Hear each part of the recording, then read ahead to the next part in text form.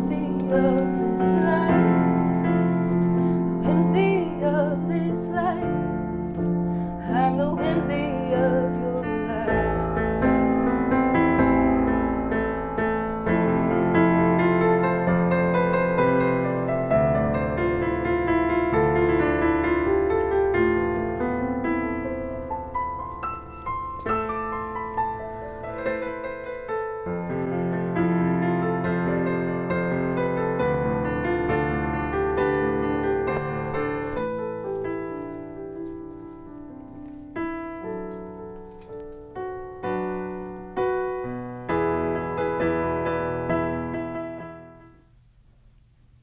In this episode, let's go behind the scenes and watch aspiring model Gray and his photo shoot with photographer Brad Beauchamp.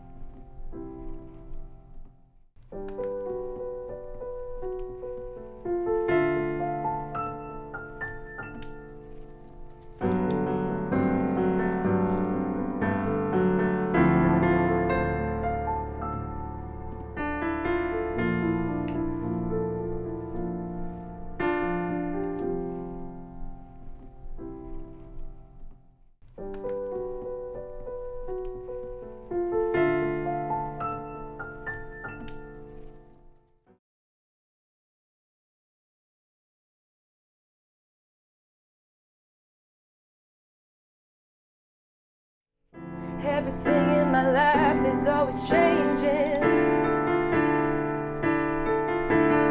I've gotten used to rearranging. I promise I won't be afraid of you. I won't be afraid of you. Why do you still wear your mask? I would never run away from you.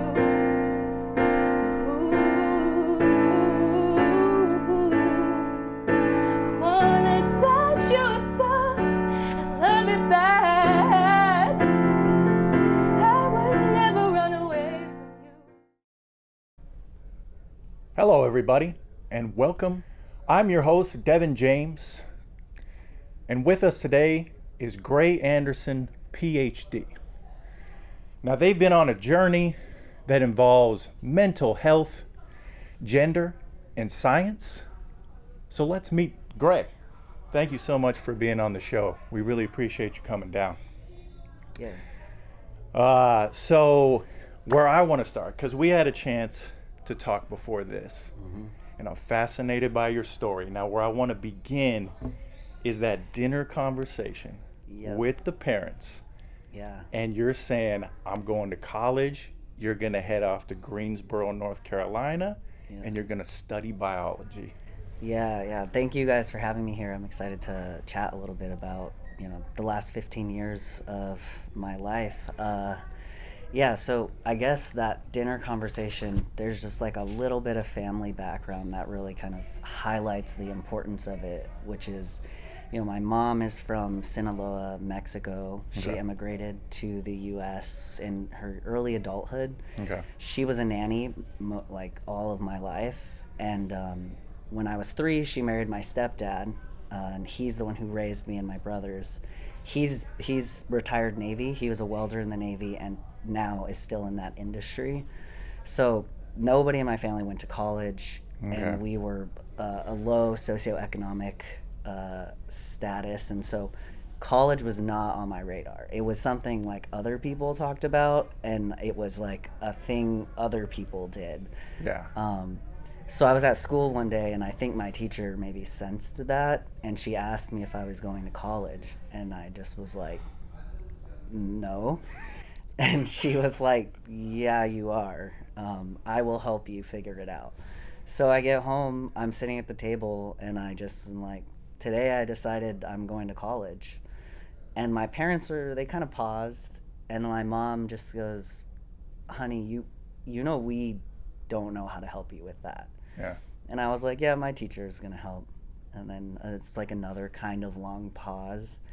And she's like, and you also know we like can't afford that. Yeah. And I was like, I know, we're going to figure that out too.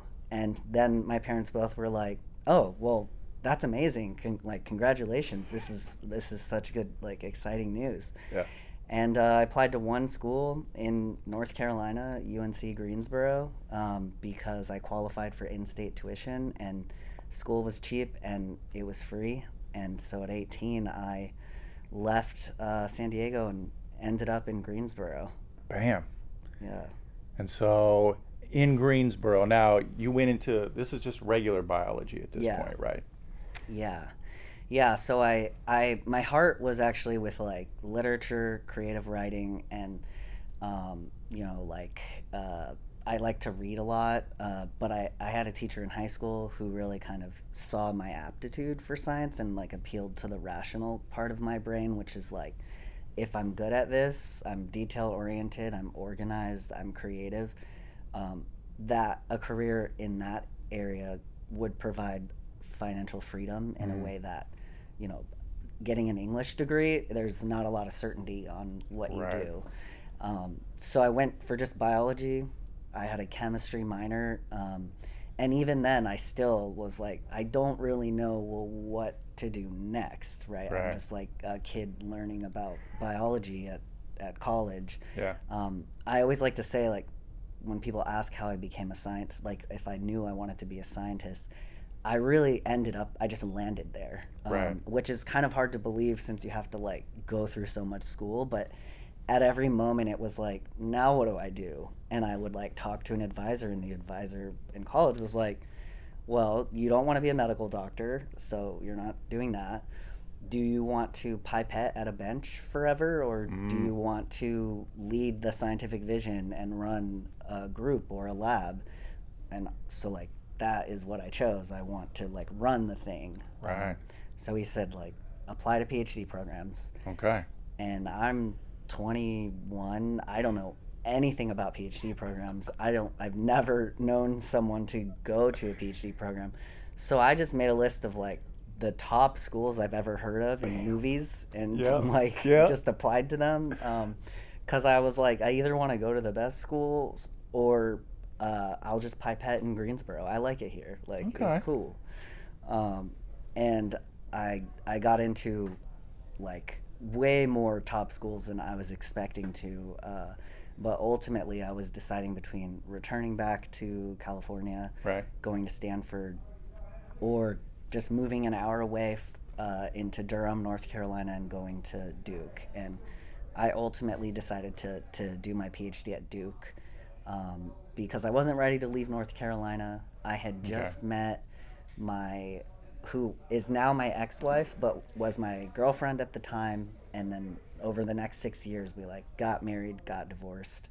But I wasn't ready to leave that area yet. And then I also felt like the program at Duke offered more support for someone like me, where I knew I was going to be on a very steep learning curve. I was going to be entering this program with people who had been like a lab tech at MIT for 4 years before they entered the program. And I was like, I just don't want to fall through the cracks. So that's how I kind of ended up there in Durham. Okay. So now we get to postdoc. Yep. And so then you're doing your postdoc. And I remember you saying that you had this kind of like love-hate relationship with a postdoc. Now, for those who are watching, give us an explanation of what a postdoc is. Yeah, a postdoctoral part. It's a part of your training after you finish your PhD.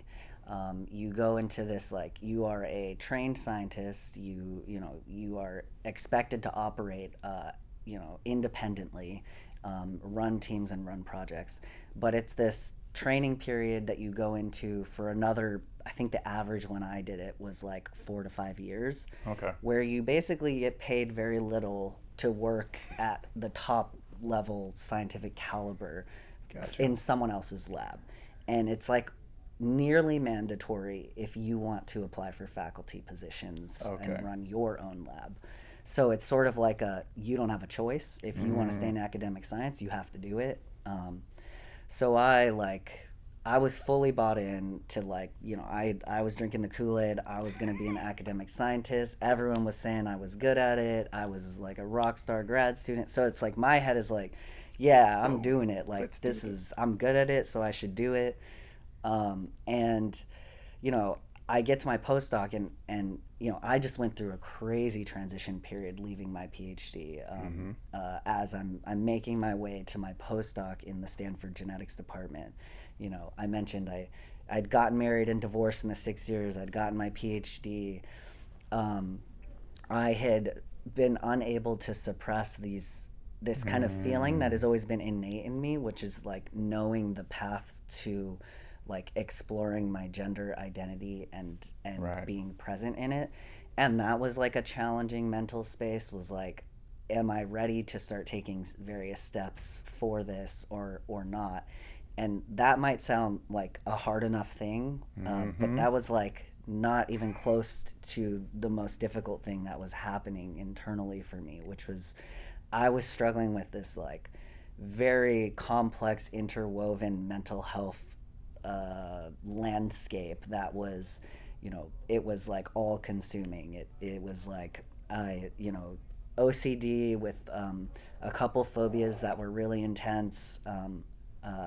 There was alcoholism and substance use. It was like if I wasn't in lab, I was drinking, and I think it was a way to cope with the bigger thing, which was these intense mood states that I was having, these hypomanic states and these mixed mood states. I was using alcohol and substances to cope with those feelings. And ultimately, I was diagnosed with bipolar 2. But I'm fully in all of that. I'm like starting low dose testosterone. I'm dealing with that. Right. And then, I start my postdoc, and it's like I'm trying to navigate all of that while also like, wait, I hate this. I don't want to be in academic science. Right. So then, so you're starting low doses of testosterone. Yep. And then you're starting to look at top surgery. Yep. And this is when you're beginning to make that gender transformation that you Yep. feel like you're drawn to. Yep. Yeah. So and like that, it can be challenging and hard, and for a lot of people that's like a big presence in their life, a bigness to manage and navigate. I kind of always knew where I was going to end up, so it was just a matter of pacing. Yeah. The real thing was like my life was kind of falling apart outside of work. It was like falling apart, and I needed to get a hold on my drinking, and I needed to get a psychiatrist. And ultimately, it was seeing the worry in my loved ones that really convinced me like that I need to make those steps. So I stopped drinking. I got a psychiatrist who really saved my life, and I started paying attention to the big pillars of like how you manage bipolar, which, it's like a whole list of things, but you have to sleep well, you need to eat well, you need to be active, like an exercise, you need to psychoeducate. So the more you know about it, the more you can identify what's happening with you. Right. And then medication is a huge component for a lot of people that have bipolar. Not everyone, but for me, that was big, was getting to the place where I was willing to take medications. Because for anyone who has not ever been hypomanic, you don't want to not be hypomanic. Like everything in you wants to be hypomanic. So the thought of being like, I have to take these meds every day so I don't feel amazing like that, it was kind of hard to deal with. But what got me to do it is I also have mixed mood symptoms. And that is a really dangerous sort of that's a really dangerous combination. For me specifically, my mixed moods have depressed feelings and suicidal ideation, Yes. but I also have all of the energy of hypomania. I have the increased confidence, and I lack impulse control. And you can Gotcha. imagine, like, those things together are not ideal for like a person's outcome. Right. So that was ultimately why I got on meds, and things were stable for a while until about, I want to say, yeah, like July 2022. Right. I started exhibiting a really intense mixed mood episode, and it was triggered by work. I was struggling to stay. I was struggling to stay like connected and like tethered to like reality, because it was hard for me when I would go into the office. There were all of these small things that just made me feel like it wasn't real. Like the cognitive dissonance was Right. too strong. Yeah. An example is like I would go into a meeting and everyone would be like, yeah, we have to do this because we're going to save so many lives and cure all of this, and like they're saying that, but like nobody's addressing like any of the other motivations. We're all just like we'll just not talk about those. And Right. like for me, it's like I know there's a part of you that wants to do good, but you wouldn't even do that if this wasn't going to make money. Right. And in fact, I know we have some things that would do good, but we have identified that the cost, like benefit analysis, means that we kill the program. So it's like I just couldn't take it. I was crawling out of my skin. And, Right. So that was when I made the decision to step away from science, step away from my job. I had to get into a program. I call it suicide school. I don't know if like people maybe won't like that, but to me it helps communicate what it was, which was like a program, a partial hospitalization program where everyone is experiencing like their own things, similar things, all diverse kinds of people being vulnerable, and it being a safe space. And I went there every day for 2 months, and I felt level again, stable, but work was the thing that would still bring up these intense feelings. Right. So my wife and I came up with a plan, and it was, like make Dr. Anderson a house husband was the plan. Right. So first step, leave the Bay Area. Boom. Second step, identify a city we like. Okay. That city needs to be affordable to where we could buy a house. Yep. And it needs to be out west, Okay. because that's where our families are. Right. And so we ended up in Portland.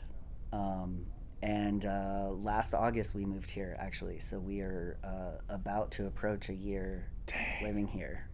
Okay. And so I've been a house husband, and it has been amazing. I haven't had a single trigger for my mood episodes. I feel like grounded and level. And I basically fill my time with house husband chores and occasionally doing modeling stuff for fun, and that spend time with family and friends. And it's really that's the good stuff. Yeah. I mean, the journey going from point A, San Diego, and now point B, Portland, just like all of that time, all of that struggle with gender, with mental health, and now Yeah. you kind of finally feel like I'm at a good spot. Yeah. It was a battle. There was a period there when I had a therapist who asked me, like, in the last 6 months, has anything been going on to bring about these like mood things? And I was like, in the last 6 months, for any period of my life, there are like a number of life-changing things. There's no 6-month period that has felt like I landed somewhere. It's like everything. So now I feel like in the last year, like there's nothing. It's like I feel like I landed safely, and like as far as I can see, like that's not going to change so long as I keep up with my bipolar 2 specifically. Like I keep on top of that, like things are going to be smooth. That's awesome, man. Yeah, it's nice. Yeah. Well, as we get to the end here, I always like to give people a chance, or give you a chance to like, where can people find more information? I know that now you're kind of seen as like somebody that people can go to, whether they're trans, whether they're bipolar. Is there a certain place, or is there a certain contact, the way that they can contact you? Yeah. I'm always happy to talk to, and I sort of am like the expert of my friend group on bipolar things. The sort of disclaimer there is like, I am not like a medical professional in any way, but I have read about everything that's available, and I apply that to my own experience in life, so I at least can be like a sounding board or an anecdote for, someone else who wants to chat. And I'm always happy to talk the transgender experience with anyone who, shares that part of, their journey. And so people can find me on Instagram. Okay. My Instagram is 90s, like 90s Okay. _, queer royalty. 90s queer royalty. You can also just email me, and my email is grayrranderson@gmail.com. Got it. Yeah, and I'm always happy to just chat or just, talk to a friend type of vibe about any of those things. And as a side note, I don't work in science anymore, but I do mentor people who want to get into science. I'm very good at applying to things and getting them. Awesome. So anyone who wants to chat that, how to get into grad school, whatever, like, hit me up. I got documents and resources for you. Awesome. And then before we leave here, I know that you wanted to touch on modeling a little bit, because that was kind of like your leave from science, and that kind of helped you bridge into it gave you a creative space. Yeah. I had signed with an agent down in California, but all of that work is in California or New Gotcha. York. So I left with that agent. So, I'm interested in fun things. I'm open to signing with agencies. I'm interested in collaborations, just people who want to practice taking photos. Nice. Anyone that just wants to go have a fun day taking pictures, I'm always down to just explore and, see what we can make. Awesome. Yeah. Cool. Well, hey, Gray, I really want to thank you for coming on our show, telling us your story. It's an incredible one. I really appreciate it. Yeah, thanks. And thank you. I've been your host, Devin James, and we've talked to Gray Anderson, who's had an incredible journey with mental health, gender, and science, going from San Diego up to North Carolina, the Bay Area, and up to Oregon, where they're finally in a good spot. And you could reach out to them via email or Instagram just to reach out. So we'll see you next time. I wish you saw me for who I am, not who I have to be to fit your life, give you the upper hand. I just wanna breathe, and if I sing about my strife all the nights I beg for relief, oh, I wonder, would you ever dismiss me again? Oops, I said the wrong thing. Now I'm gonna replay the scene, rewrite the words. Oh no, why did I say that thing? This is getting exhausting. It's getting exhausting. How about you take me for who I am, not who I have to be to fit your life, leave you in command. No, 'cause I know what I see, and yes, I'll sing about my strife all the nights I beg for relief. Walk out, ignore me, but I promise you'll never dismiss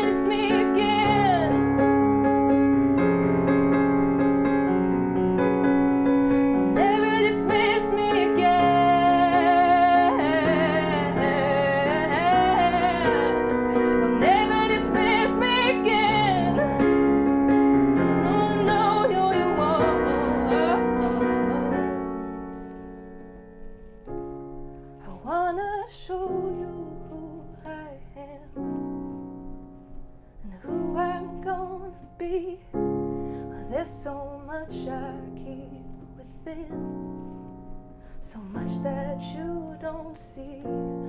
And I wonder, what am I scared of? 'Cause what if they finally see? Oh, I promise that I'll never, ever dismiss me again.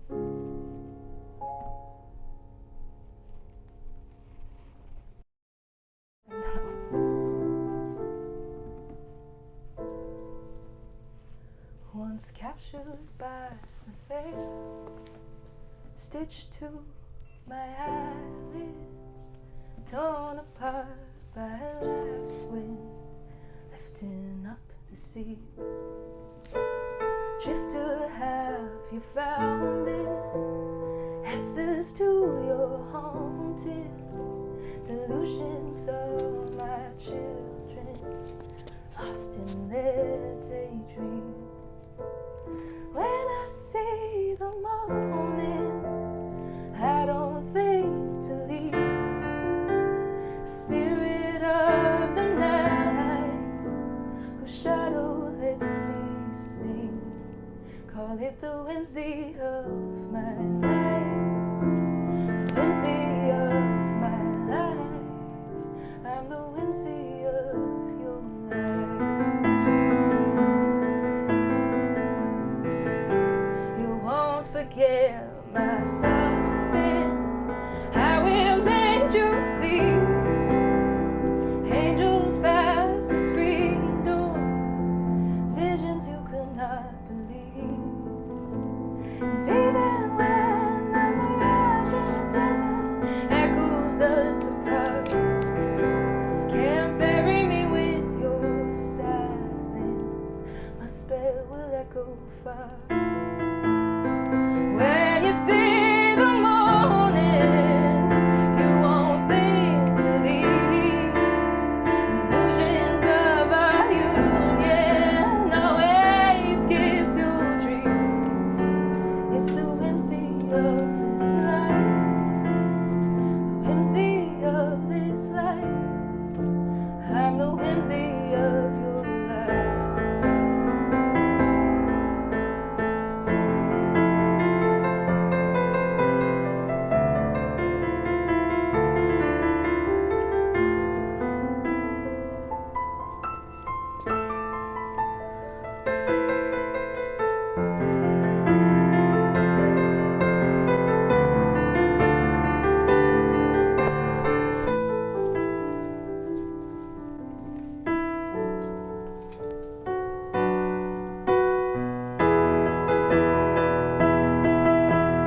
When we see the morning, we won't think to leave.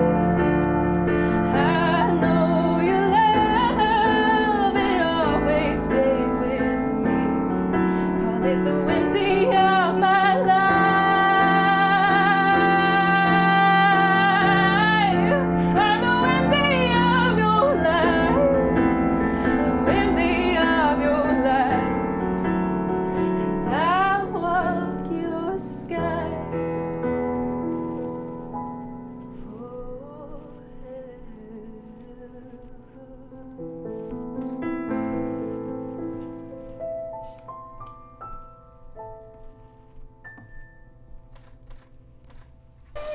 Thanks, guys. You did it! You did it! That's not easy.